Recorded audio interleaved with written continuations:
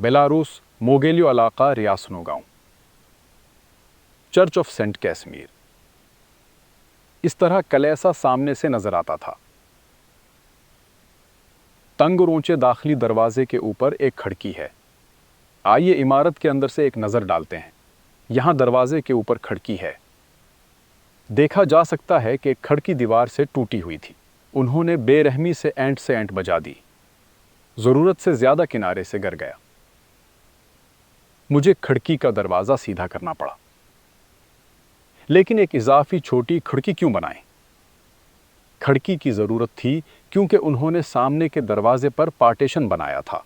Church की ये अंदरूनी दीवार बाद में बनाई गई थी। दीवारों के दरमियान जोड़ को देखें। बाएं तरफ मंदिर की मरकजी दीवार है। दाईं तरफ एक पार्टीशन है जो बाद में बनाया गया था, अजीब मसलस ताकों के साथ। तकसीम दूसरी एंटों से बनी है। चिनाई बहुत खराब है। एंटों के दरमियान मोटी नाहमवार सेवन। मैं आपको दूसरी तरफ से दिखाता हूं। दीवार और बाद में शामिल पार्टीशन के दरमियान स्वन वाज़े तौर पर दिखाई दे रहा है।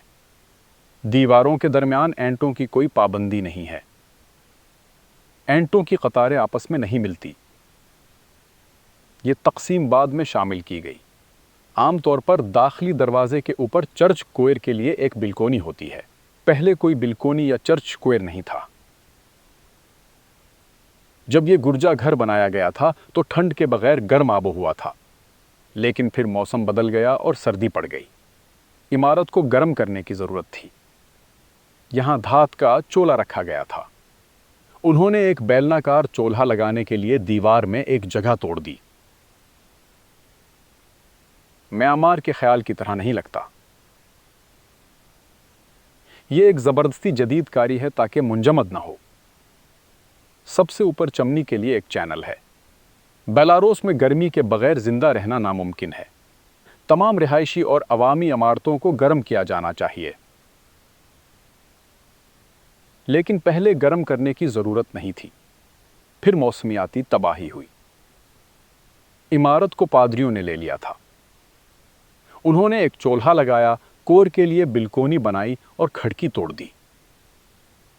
चर्च की खिदमात मुनक्किद होने लगे। लेकिन इससे पहले इस इमारत का मकसद मुख्तलिफ था। इमारत एक मखसूस अमली काम के लिए बनाई गई थी।